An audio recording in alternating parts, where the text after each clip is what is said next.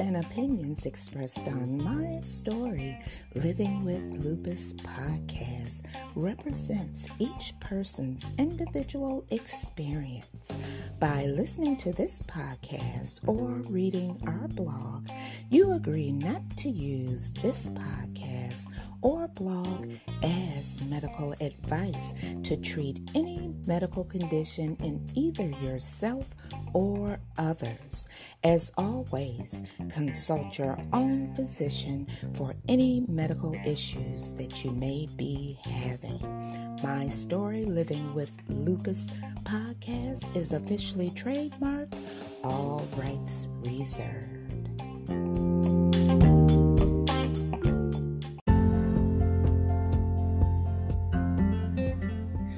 Welcome back to another episode of My Story Living with Lupus. I'm your host, Susan Hendricks, and I'm so glad that you could join me on this Friday. Today's episode, I'll be discussing MCTD. Do you know what it is? And do you think it's connected to lupus? Also, I will be discussing sarcoidosis, and I will be bringing you the latest in healthcare news. And I have a special shout out to one of my followers on IG. So you know what I want you to do. That's right. Grab your cup of coffee, your cup of tea, and if you're listening late at night, you know I appreciate it. And come on and join me right here on My Story Living with Lupus.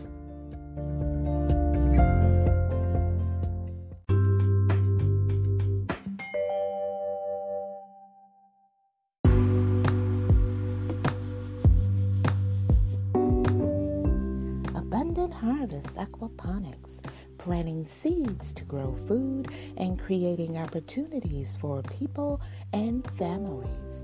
You can contact this nonprofit organization at www.abundantharvestaquaponics.org.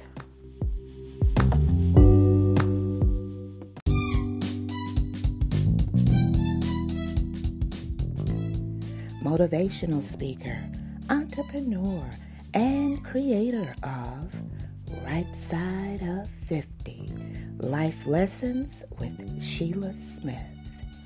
To book her for your next empowerment conference, contact her at rightside50@gmail.com or call 404-447-6897.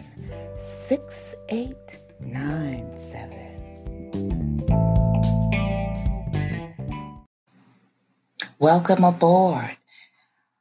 I appreciate you guys so much for tuning in each week and listening to My Story Living with Lupus podcast. But I want to let you know you can also tune in on SoundCloud, Spreaker Podcasts, and Podchaser. And you can tune in on YouTube also. I want to give a special shout out to Urban Media _TV. I follow them and they follow me.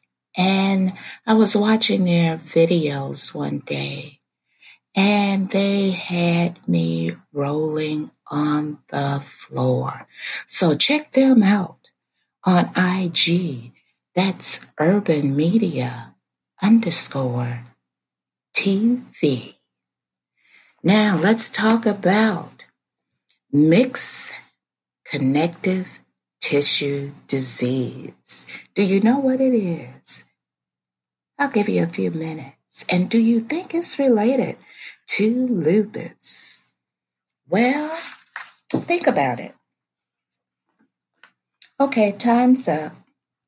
Mixed connective tissue disease, better known as MCTD, is a chronic inflammatory autoimmune disease characterized by joint pain, muscle weakness, cardiac, lung, and skin manifestations, kidney disease, and dysfunction of the esophagus.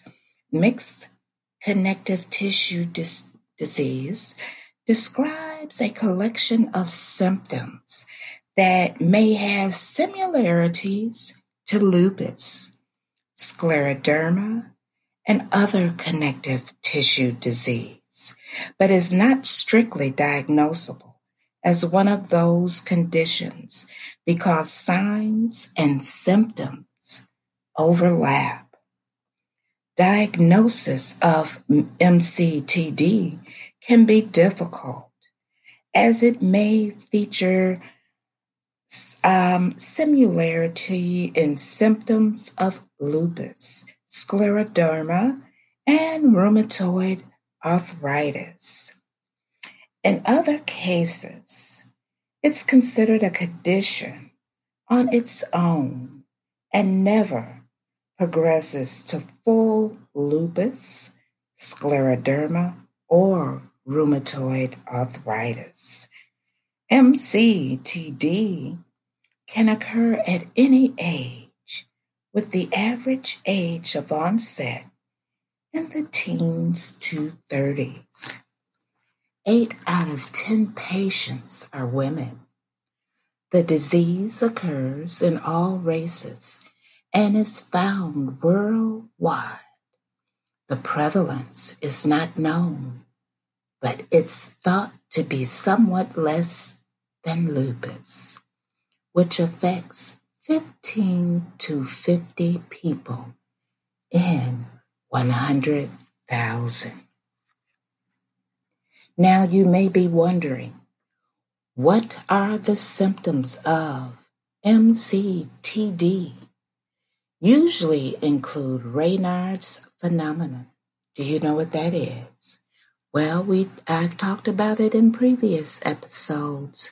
It's when your extremities, your fingers and toes will turn blue, causing increased sensitivity of the fingers and toes to the cold, changes in skin color, pain, and occasionally ulcers of the fingertips or toes, arthritic pain and aches in the joints, and weakness and pain in muscles, especially in the shoulders and hips, swollen hands, sausage-like fingers, swollen or red patches over the knuckles, lung disease, including pleuritis, shortness of breath, and exertion, or more rarely, pulmonary hypertension. Lupus-like rashes, including a butterfly-shaped purple color rash on the cheeks and nose bridge, spider veins on the face and hands, small patches of hair loss or thinning hair, shortness of breath, fever, swollen lymph nodes, abdominal pain, heartburn, hoarseness, difficulty swallowing, dry eyes, and dry mouth. Now, in a small percentage of patients, kidneys can be affected, but damage is usually mild. Now, when it comes to diagnosing MCTD, it is diagnosed when lupus, scleroderma, rheumatoid arthritis symptoms overlap. Blood work in MCTD patients may reveal high levels, often greater than 1 in 1,000 of anti-nuclear antibodies, better known as ANAs, positive rheumatoid factor, high levels of anti-U1 RNP antibodies, presence of anti-RNP antibodies, presence of anti-U170KD, antiphospholipid antibodies, moderate anemia. In the long term, as symptoms evolve, eventually lupus, scleroderma, or rheumatoid arthritis may be diagnosed. Now, the type of doctor that usually diagnose and treat MCTD is a rheumatologist experienced in the diagnosis and treatment of MCTD, should be involved in treatment of this condition. Other specialists, such as pulmonologists, may be called in to help coordinate treatment, especially in the case of lung-related complications. When it comes to treatment for MCTD, is similar to lupus, non-steroidal anti-inflammatory agents are given to help reduce pain and inflammation, and may be the only drugs needed in mild MCTD. Low-dose oral steroids or low-dose methotrexate is reserved for more serious and debilitating joint inflammation. Things you should know. Now, with MCTD, symptom-free periods can last for years. In and around 13% of people, MCTD can progress and become more serious or life-threatening. Secondary Sjogren's syndrome occurs in 25% of patients with MCTD and may cause eye symptoms and dry mouth. When we return, we'll be discussing sarcoidosis, so stay tuned, don't go away.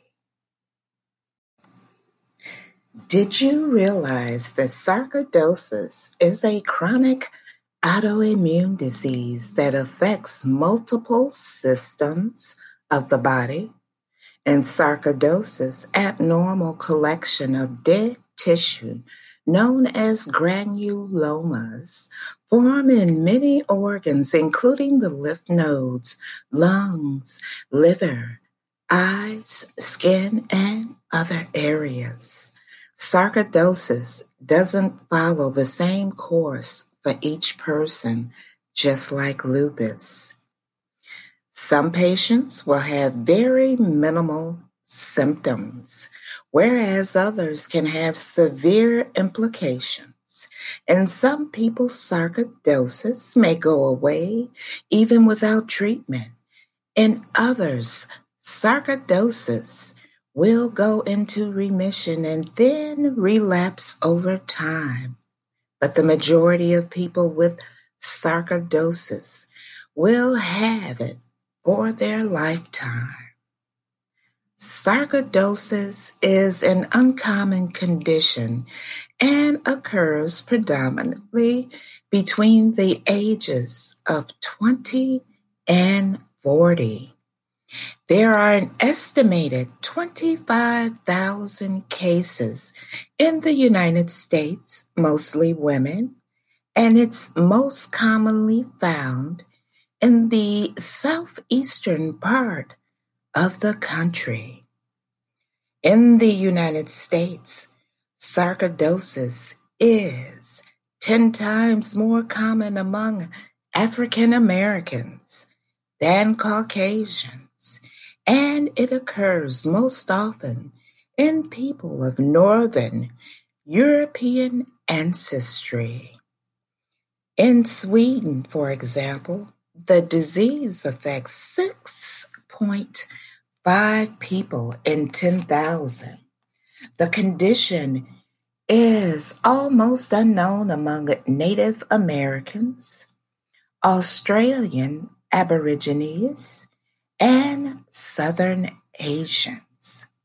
As with many other autoimmune diseases, there's no clear cause or trigger for sarcoidosis, but a slow, viral, or toxic triggering process is suspected. Genetic predisposition also appears to play a role. Now, when it comes to the symptoms, in about 60% of patients, sarcoidosis typically develops over a period of several weeks with symptoms such as, now see if this sounds familiar to anyone who has lupus: fever, night sweats, fatigue, weight loss, loss of appetite, shortness of breath, sometimes with exertion, hoarseness, dry mouth, tonsillitis, chest discomfort, tachycardia, which is fast heartbeat, abnormal lung x-ray showing possible pleural effusion, small amount of fluid on the lungs, rashes, lesions on the face or extremities, raised pink or purplish areas, painful nodules, lesions under the skin, on the shins and lower extremities, dry eyes, blurry vision, tearing eyes, red nose, double vision, or light sensitivity, muscle pain or weakness. Is any of this sounding familiar? Aching joints, arthritic symptoms, arthritis, enlarged lymph nodes, headaches, and dizziness. Now, the eyes are affected in 15% of patients. In 40% of patients, onset of sarcoidosis is rapid and acute. Some of those patients fall into two syndrome categories. Diagnosis: sarcoidosis can affect many organs and tissues, but most often it affects the lungs. Diagnosis of sarcoidosis is, therefore, usually made by a chest x-ray, which can show inflammation or fluid in and around the lungs. Other blood tests, results that can potentially aid in sarcoidosis diagnosis, include elevated erythrocyte sedimentation, better known as ESR, hypercalcemia, excessive calcium, elevated alkaline phosphate, elevated anti-nuclear antibodies, ANA, elevated rheumatoid factor, RF, high immunoglobulin levels, elevated creatine phosphate, low white blood cells. Other helpful tests may include whole body scan, looking for abnormal patterns in lungs or lymph nodes, pulmonary function tests to reveal reduced lung capacity, elevated liver enzymes, especially alkaline phosphates.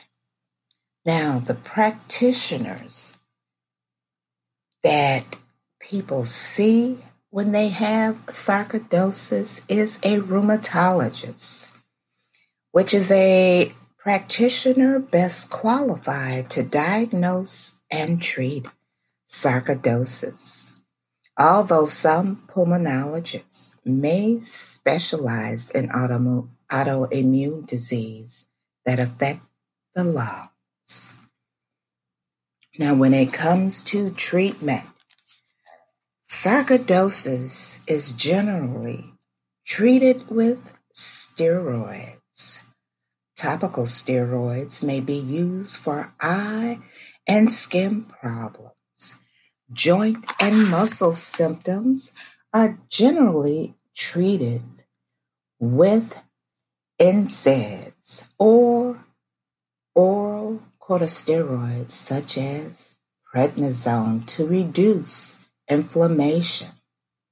The small percentage of people who fail to respond to corticosteroids are frequently switched to the immune suppressive drug methotrexate or the anti-malarial drug hydroxychloroquine, better known as Plaquenil. Physical therapy for improved breathing, interval exercise training to improve aerobic capacity are both important therapies for sarcoidosis. So, did any of that sound familiar to you guys? The symptoms of sarcoidosis, just like all other autoimmune disease symptoms. That's why lupus is known as the great imitator, because it imitates so many other conditions that it takes time to be clinically diagnosed. When we come back, I'll tell you about my visit to the ER on Monday. So stay tuned, don't go away. We'll be right back.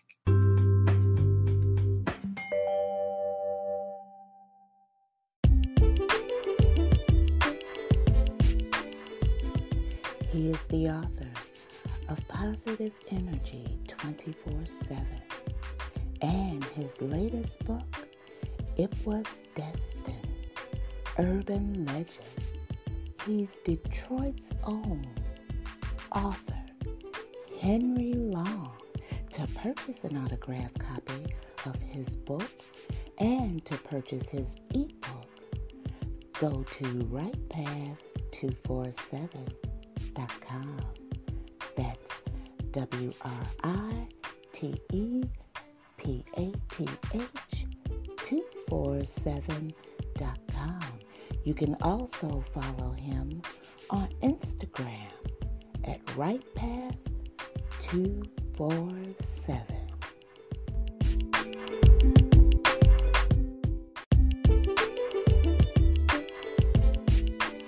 If you would like to appear on an episode of My Story Living with Lupus, you can contact us at mystorylivingwithlupus@gmail.com.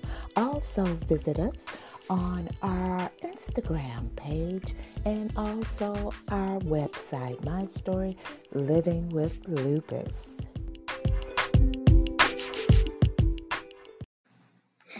In healthcare news, a former VA doctor is charged with involuntary manslaughter in the deaths of 3 patients reported by CNN on August 21st, 2019. Allegedly, a former doctor at an Arkansas Veterans Hospital has been charged with involuntary manslaughter in connection with the deaths of 3 patients. Robert Morris Levy, a pathologist, entered false and misleading diagnoses into the medical records of patients in his care, contributing to the death of 3 of them, according to a criminal indictment. In one case, the indictment says a patient died of prostate cancer after Levy had concluded that test results showed the patient did not have cancer. Levy had been the chief of pathology and laboratory medical service at the Veterans Healthcare System of the Ozark since 2005, according to a Department of Justice news release. And guess what? He was fired in 2018.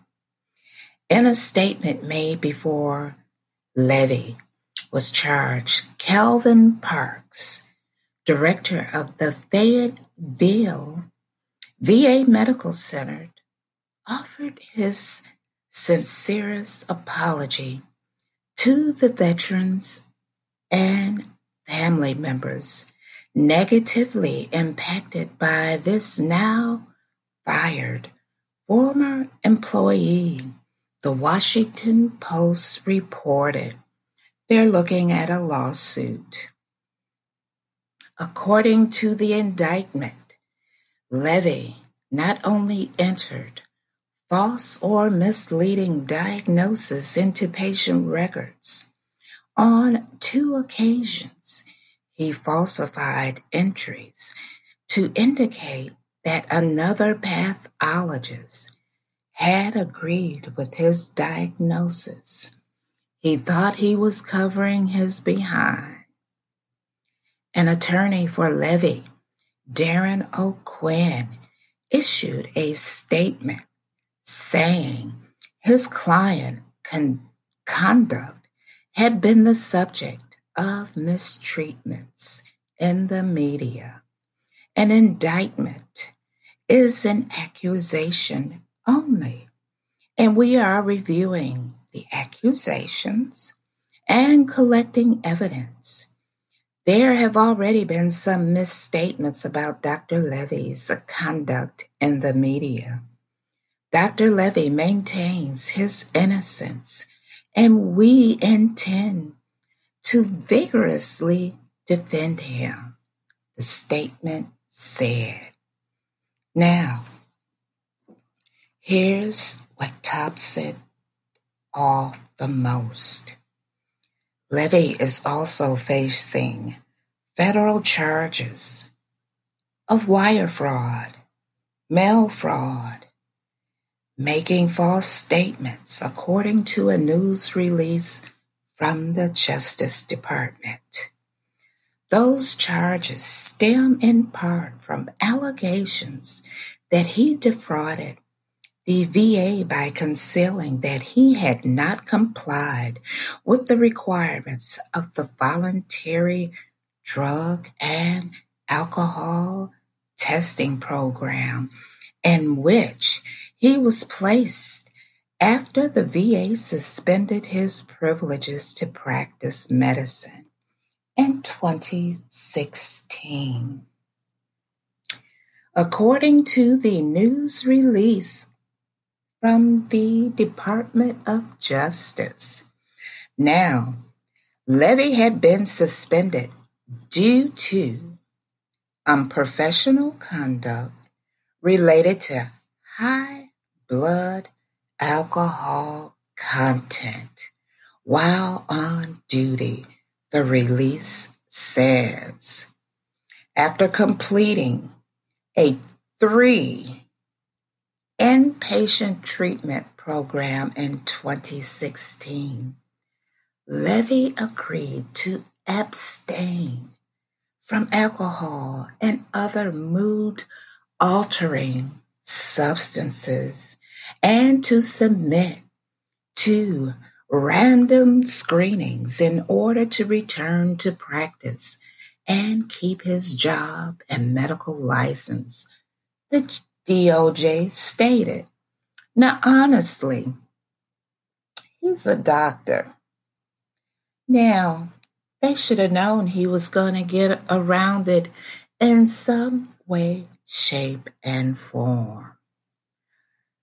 Test results from his blood and urine specimens taken from November 2016 to June 2018 came back negative for drugs and alcohol, according to the indictment.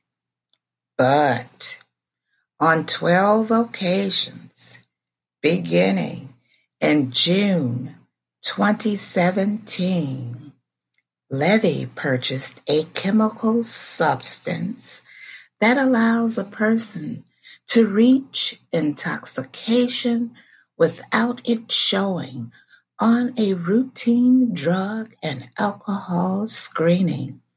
The DOJ stated, didn't I tell you?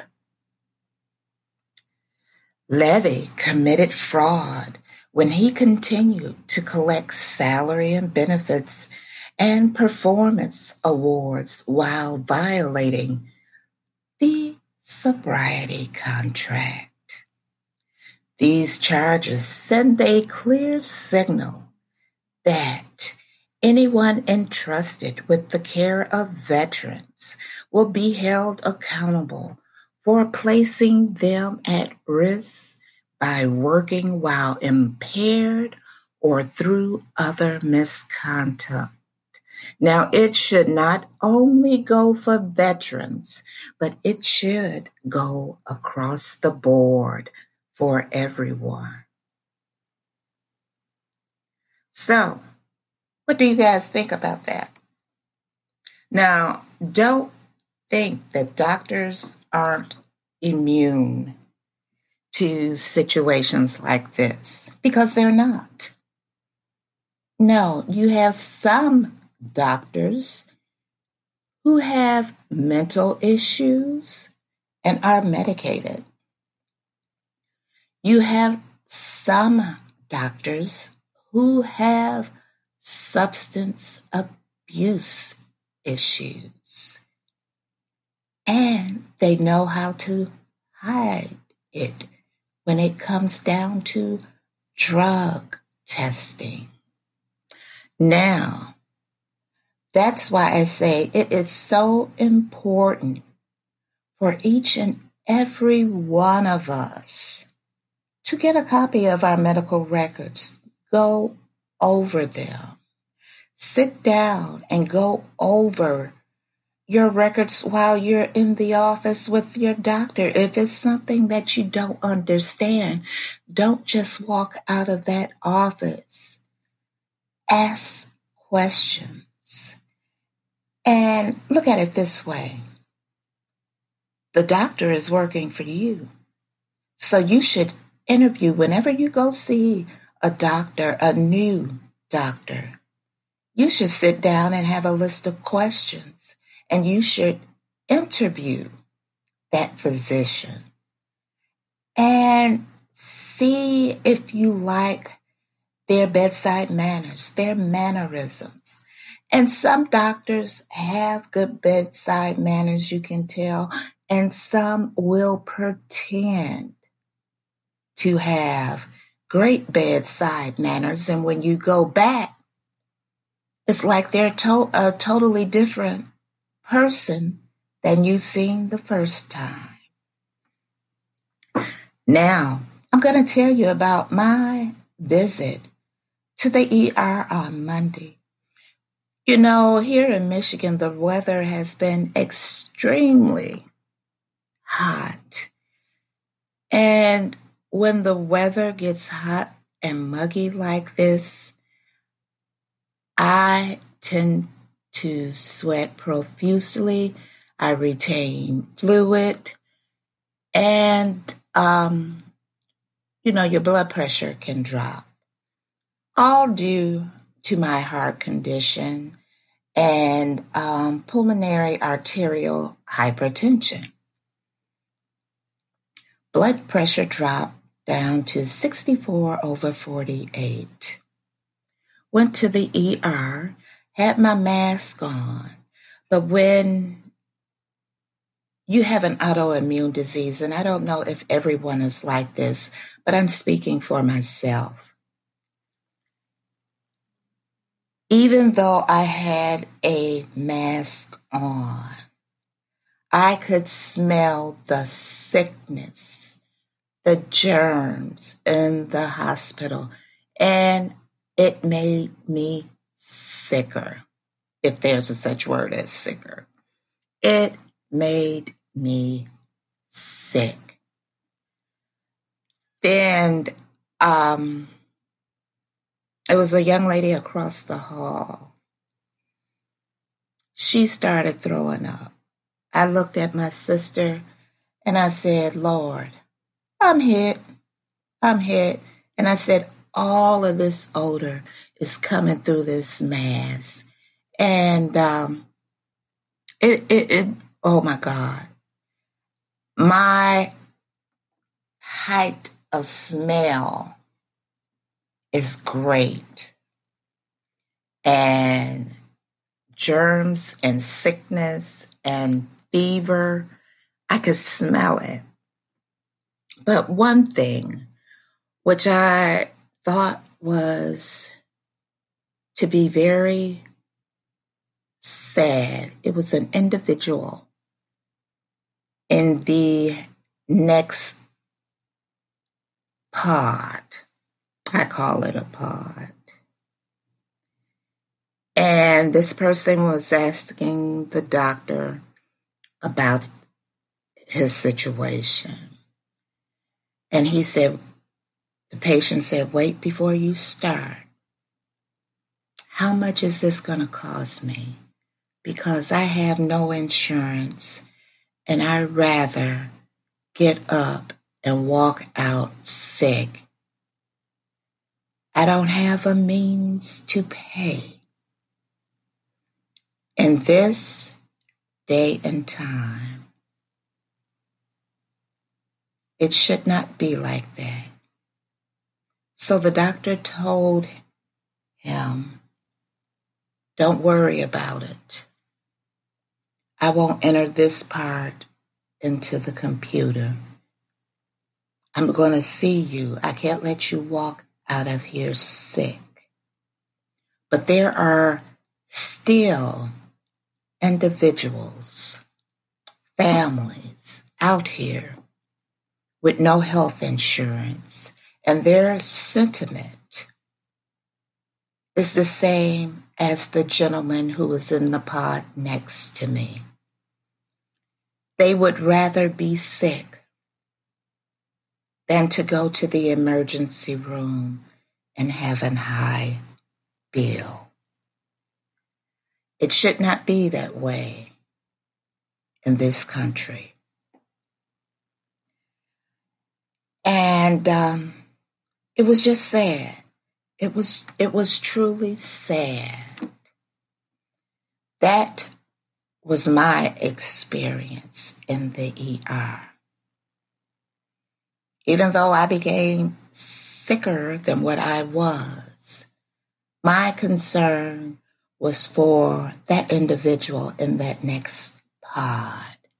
And I thought about it, and I told my sisters, I said, hospitals should have it set up where if you do not have insurance,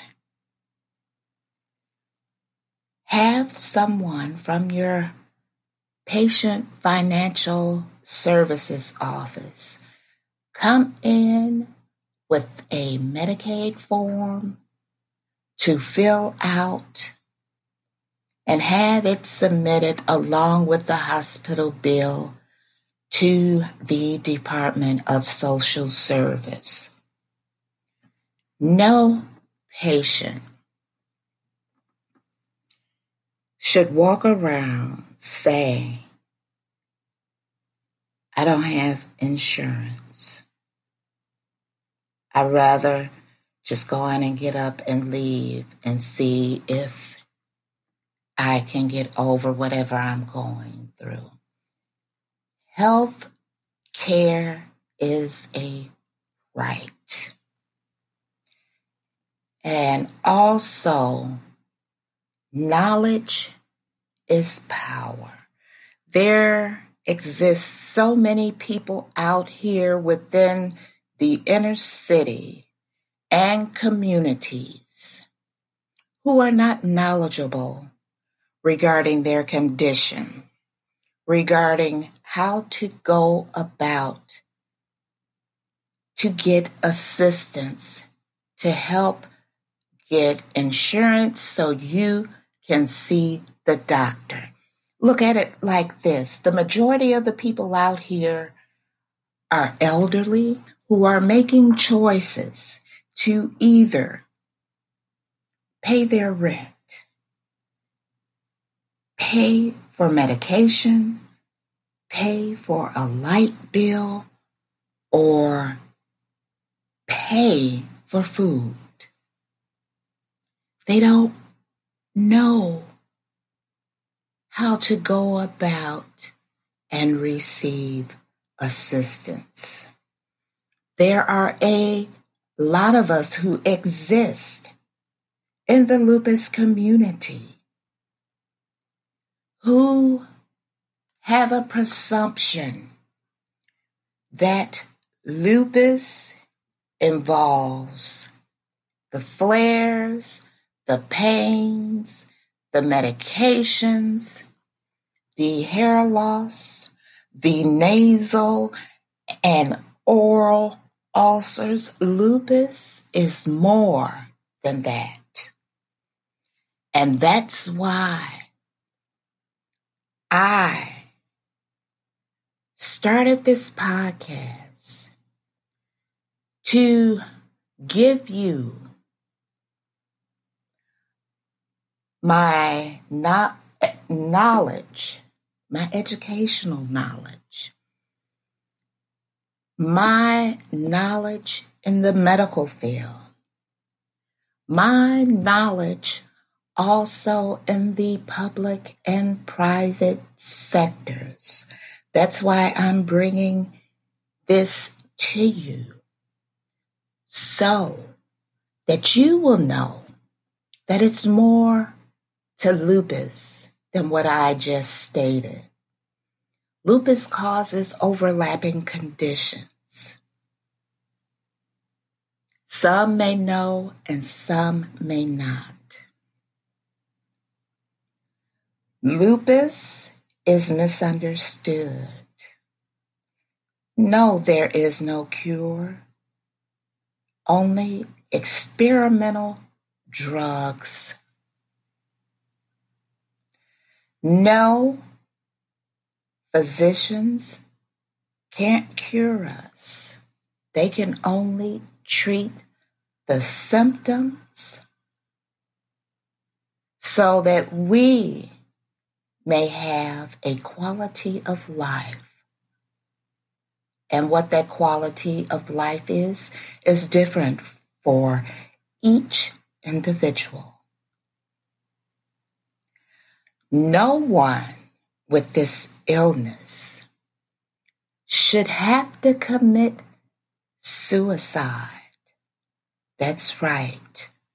No one should have to commit suicide.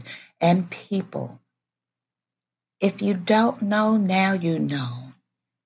There have been many who have committed suicide because they could not have taken the pain, or they didn't know where to turn, or they thought, this is not living. But I'm here to tell you, I'm a living example of living with lupus with 39 plus overlapping conditions. Yes, I've had a heart attack. and I kept going. Yes, I've had strokes, and I got up and kept going. This podcast is not only for the newly diagnosed, but it's for everyone, especially those with lupus. I want you to know that it's more to lupus than what you see others go through. Be careful where you get your information. Be careful if you go on social media and join groups. Just be careful, because I'm not knocking any group, but it can get depressing. And you may say, if you're not strong enough, you may say, well, my God, I can't deal with all of this that's going on. Don't put yourself into a deeper depression. But I don't discriminate against anyone who is suffering with a chronic illness. You're more than welcome to come on and tell us about what you have been going through and how you turned that situation around and overcame, and you're living your best life to the fullest.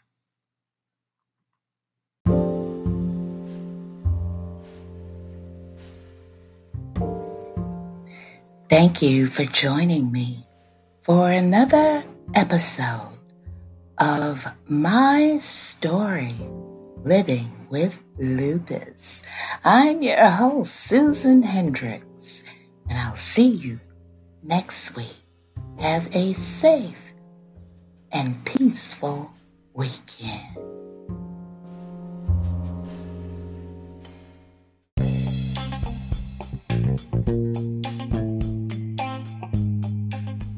The views and opinions expressed on my story, Living with Lupus podcast, represents each person's individual experience.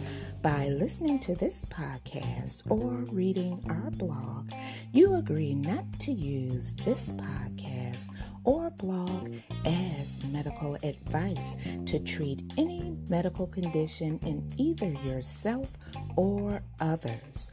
As always, consult your own physician for any medical issues that you may be having. My story, Living with Lupus podcast, is officially trademarked, all rights reserved.